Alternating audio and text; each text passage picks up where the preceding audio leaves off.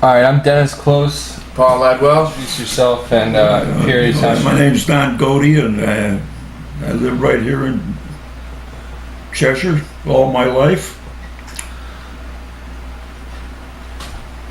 All right. 88 years here. 88 years. Yeah, Huh? I'm 88 years old. Yeah. Don, what was your position during World War II? What did you do? I was a tail gunner. Tail gunner. Tail gunner in the 97th Bomb Group, 342nd Squadron of the 15th Air Force.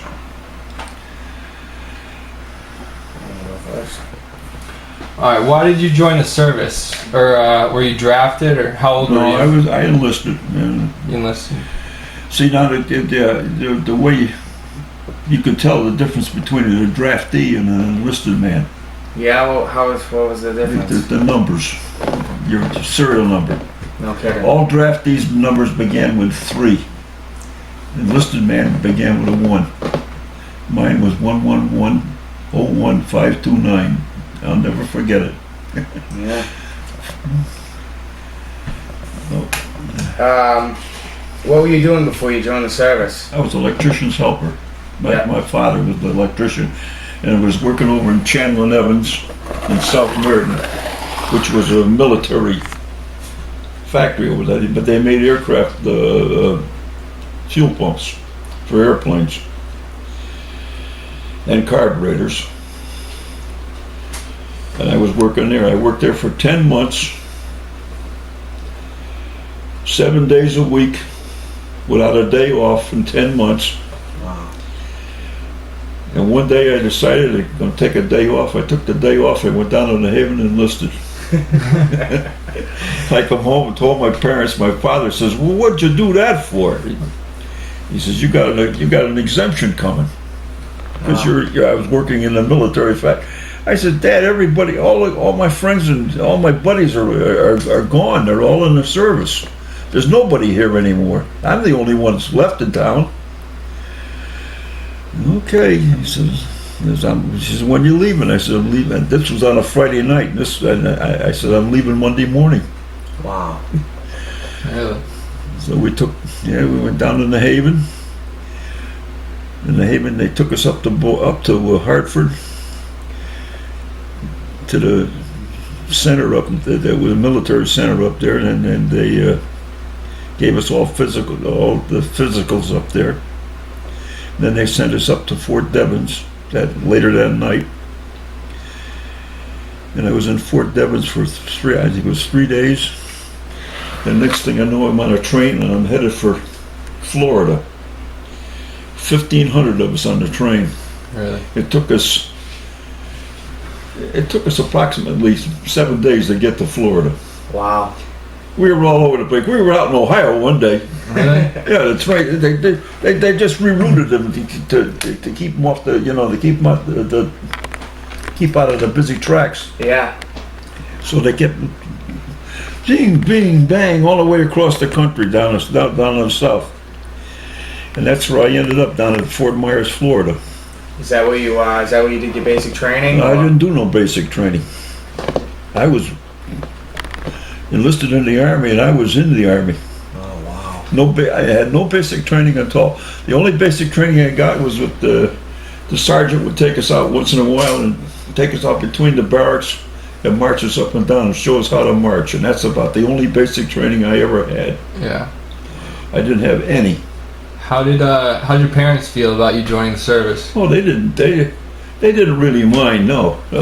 My father was a veteran of World War I. Really? He was over in France, and he drove an ambulance over there during most of the time when he was over there during World War I. How old were you? I was 20, just 20 years old 20 and a half. My birthday was in January, and I enlisted in November. Was there a culture shock on your part, meeting people from all over the country? No, that didn't bother me. The guys that I were with down there, most of them, the 1,500 of us that were down there were all from New England. They went down to Fort Myers was a brand new place. They just built it. In fact, they were still building it when we came in. There was no mess hall. You ate out of mess kits. No drinking water. The water was, you couldn't drink the water. You in Florida because it's got a sulfur base in it down there. Oh, really? And all the water came in and was dumped into these big canvas bags, and that's where you got your drinking water.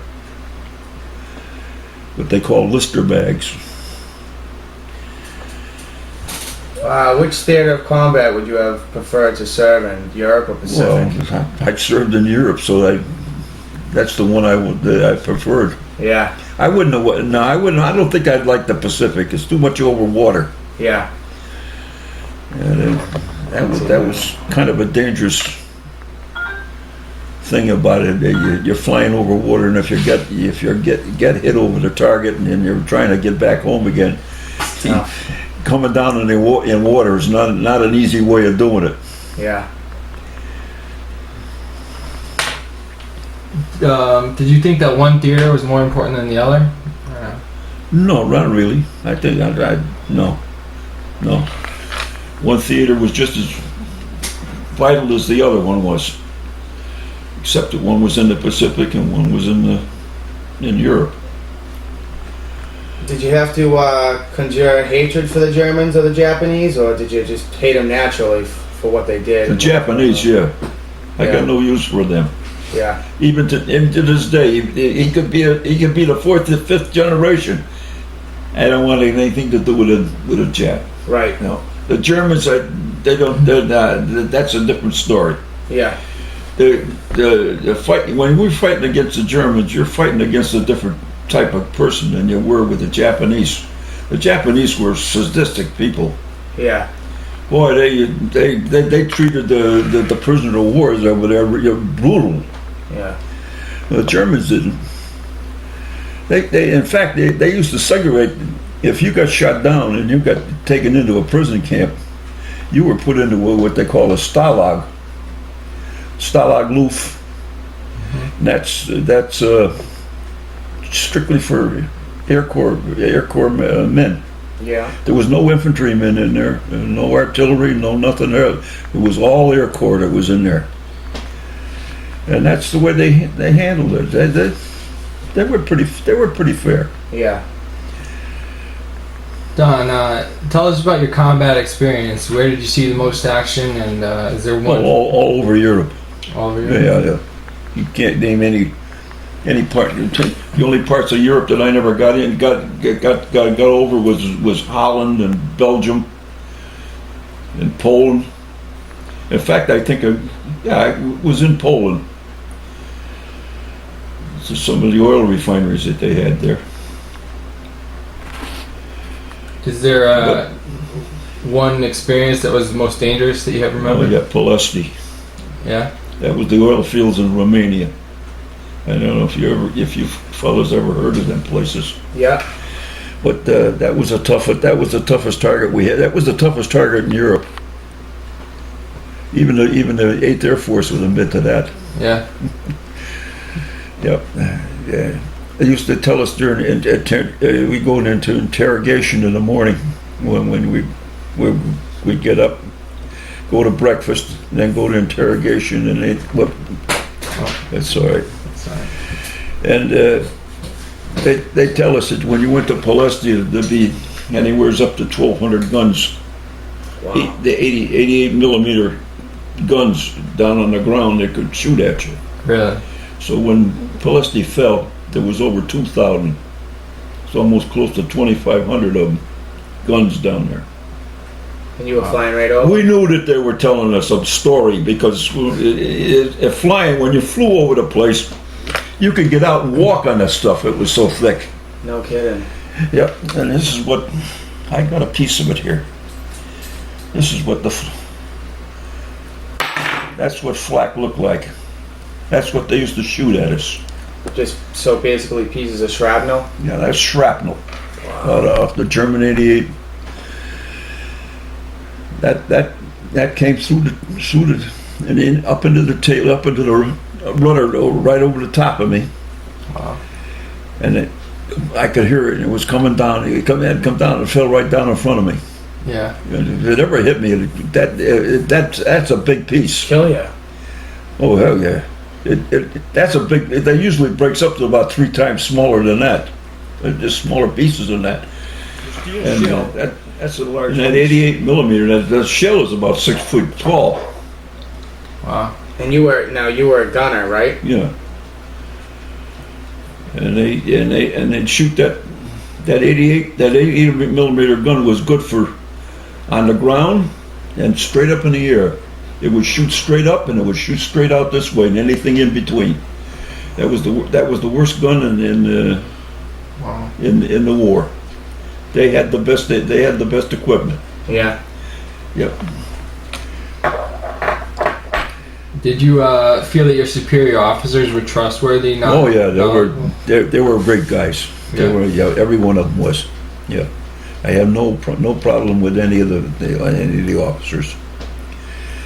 No. Did you have any contact with the SS troops? And, No, what was it like? no, I didn't have any contact with any of the German ground people. Yeah. And do you still carry any animosity towards your old adversaries? No, No. not towards the Germans anyway. Oh. Still the Japanese, yes, but not the Germans. No, they were fair fighters. They'd give you a break if you'd give them a break, you know. Yeah. Because I got credit for shooting down one, but I don't know if it was me that hit it or not. I couldn't tell you, but I was the closest one to it, so they gave it to me. Yeah. And sitting in the tail, there's a window right alongside of my head. I can slide it open. Yeah. And I slid that thing open, and I could stick my head out that window and put my arm out there. And I actually I shot him down because to get the German to get out of this 109, German 109 Spitfire, had to turn the plane upside down, and he falls out. Wow. He can't, if he's flying straight, he can't get out of that really get any safe way of getting out of it. He has to turn it over and come out that way. He dumped like he's dumping himself. Okay. And he turned it over and he dumped himself. He opened his parachute, and I stuck my arm out and I put my hand up and I waved. He was only about 200 yards away, and I waved, and I swear to this day, and I'm not lying, that he waved back. Yeah. He says, "Well, we'll see you some other day, fella." Yeah. Yeah. Yeah. Wow. All right, Donald. Thank you very much. I was never scared. I was never scared when I first got there. The first mission scared me. Yeah. 35 missions later, I was still scared. Yeah. But the first mission was to Vienna, in Austria, and we're going down the bomb run, and it was a P-51 fighter plane. What he was doing on the bomb run, I'll never know. And neither will anybody else, because he disappeared. Right. All of a sudden, he was there and then he wasn't. There was just a ball of smoke. He got a direct hit Yeah. of some kind from an 88, and it blew him right out of the sky. He never knew what hit him. No good. But from then on, they said, "Holy Jesus, you can get killed up here." Oh yeah. And, yeah, that's the only time I was really scared. Did you ever come close to getting shot down, or Oh, I got shot down. you got shot? Got shot down over Trieste, Italy, and it took us 3.5 weeks to walk back. Really? Wow. We walked all the way to. We walked about 1,200 miles. Really? One of the Italian families that we got acquainted with. There was 2 brothers there, and they could speak better English than you and I. They were from Chicago, No. and they had gone over there to visit their family, going back to Italy to visit their family, and the war broke out, and they couldn't get back out again, and they were stuck. They were stuck in Italy for the duration. Really? Wow. So they gave us all kinds of help. Oh, good. Yeah, they were great boys. Yeah. Yeah, they got us some clothes. Because the one thing that, you know, that well, I didn't lose mine, but all 10 of us got out, and two of the fellas lost their boots. When the parachute opens, I lost my boots. You land when you hit the ground, you're landing barefooted. You don't land with a pair of shoes on. You're barefooted, because when the parachute opens up, them boots are only slip on, and they pop right off your feet. Yeah. The boots beat you to the ground. Really? And so I had my boots stuck inside my flight jacket. So when I got on the ground, I had a pair of shoes to put on to walk with. Yeah. But them other two guys, they had to walk for they walked a long way before they got a pair of dilapidated boots to put on. They walked barefooted. Yep. But that's the way it was. Now, were you guys hungry? Like, did you have food when you guys walked all the way through Italy? Or? Oh yeah, we got fed. They fed us all the way down. We walked down to the wine, mostly where the wine country is based. See that along the Adriatic Sea and down past Vienna. Yeah. And all down through there, that's all the wine country. Of course, they grow grapes over there. They got bunches of grapes hanging up that thing, like 20 inches long. Wow. Oh, tremendous grapes. Yeah. Yeah, we saw them making the wine, and they made the wine just the way you see it done in the movies. Yeah. The women get in the thing and stomped on them, Oh, yeah. walked up and down on them. While the old man sat over there on the ground he was eating grapes, and the women were doing all the work. Yeah. But yeah, we had plenty of wine to drink. That's for damn sure. The only time we got bothered when walking all the way back was when we got down to around Bologna, Italy, which is in the center of Italy. The combat MPs on our side challenged us, and we had to stand there for almost 2 hours with our hands behind the back of our head. Oh. And we did, and they said, "Don't you dare move," until they checked to find out. We gave them our serial numbers and where we were from and what group we were with, and as soon as they found out, everything was okay. After that, they took us back to their compound, gave us a feed that night. It was steak, potatoes. I don't know where the hell they got it from, but they had potatoes with steak and vegetables and all the trimmings. We got everything. Yeah. And the next day they put us on a truck and they took us back down to Foggia. So you sat in the tail end of the plane. Yeah. And what kind of plane was that? It's B17 right there. And what kind of gun did you shoot? 50 calibers. They had two twins back there. They were tied side to, when you moved one, they both moved together. Yeah. But it wasn't a turret, it was a handheld gun. Yeah. You had to move it by with your muscle power. No kidding.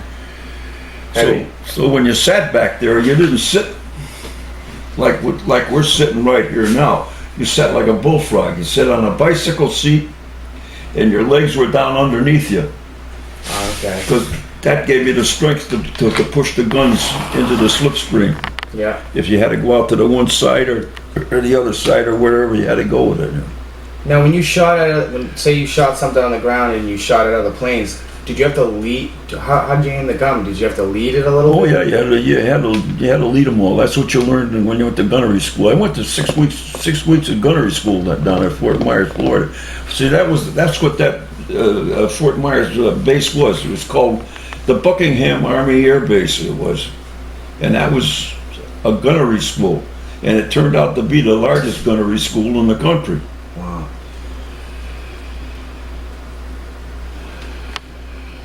Now, did you have any ground combat? No. Everything was in the air. All right. Anything else you want to say, or any other interesting stories? Anything else you want to ask me? If I can answer it, I'll answer it. Yeah, let's look through here.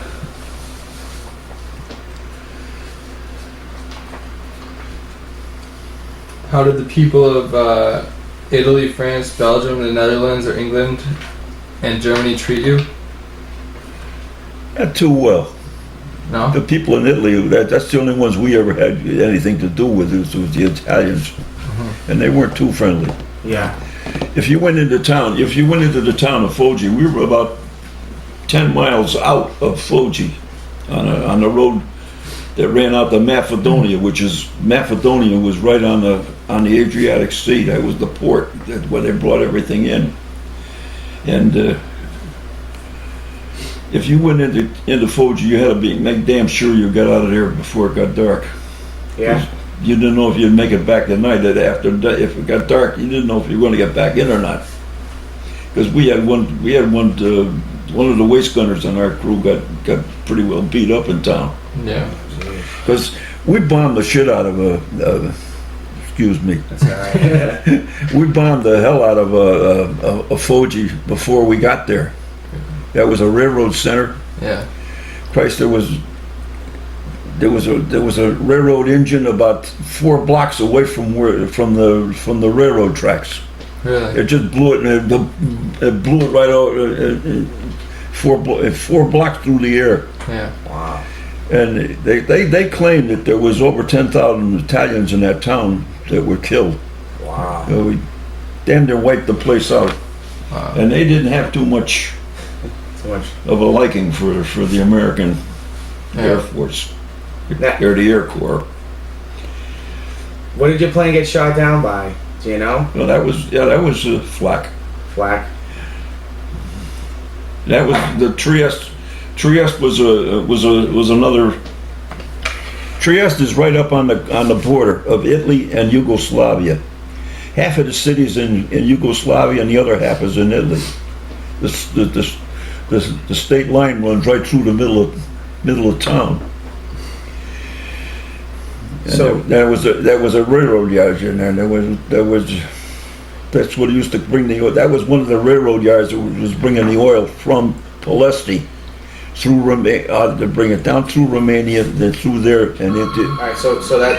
So when your plane did get shot down, it was supposed to be a milk run. It was supposed to have been a milk run, as they used to call them. Yeah. It was supposed to have been a soft flight, but it wasn't. The fact that we were the only plane that was shot down. No kidding. Now, when you were going down, I mean, do you guys train for this stuff?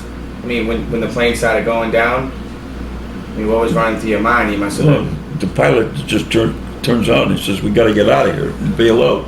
So you bail out from there. So we bailed out. I had my own door back there in the tails. And it's got a little right behind me there, and I just pull the red handle and kick the door, and the door goes flying off into space, and Off you went. and out you go head first. That's wild.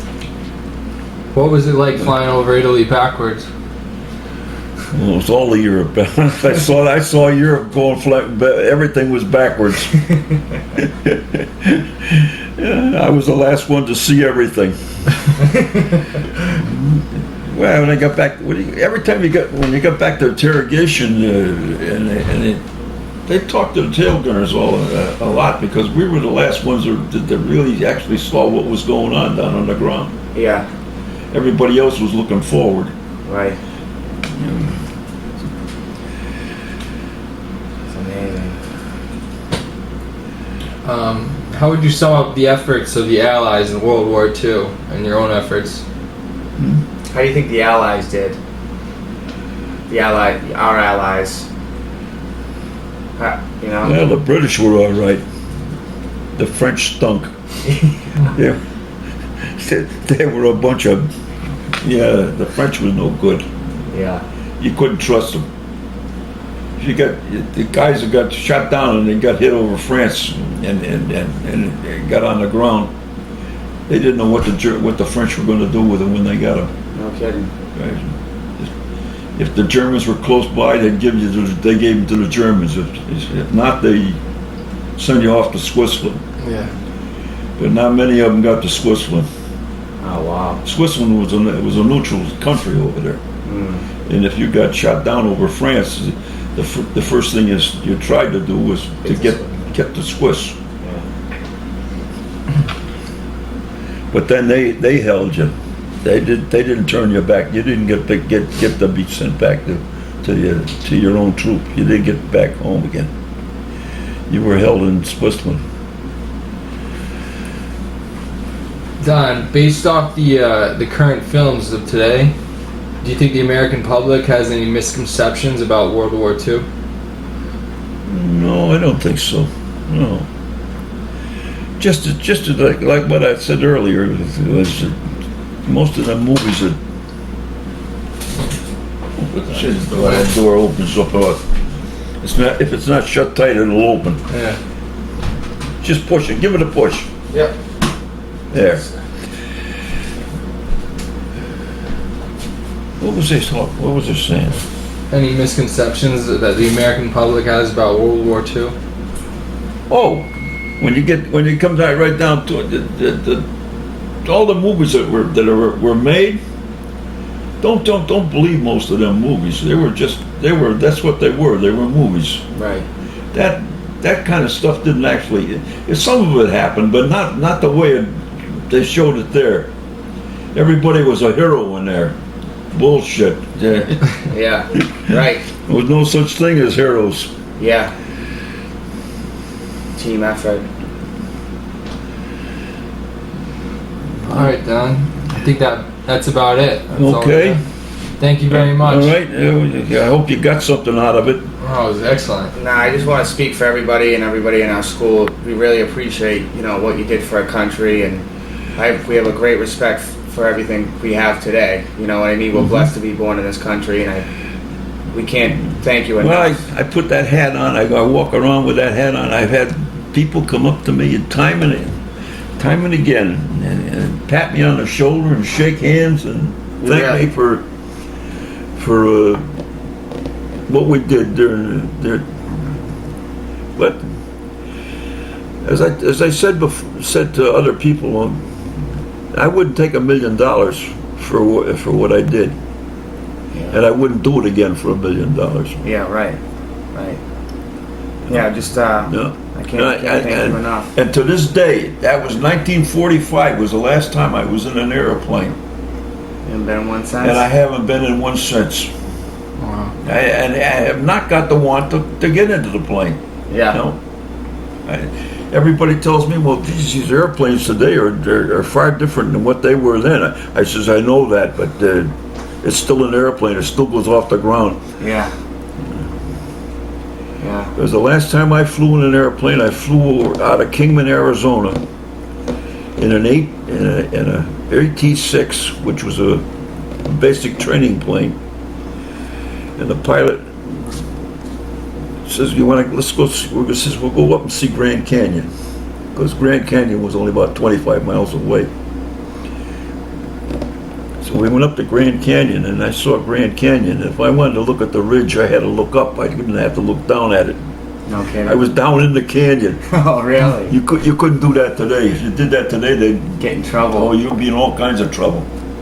Wow. Yep.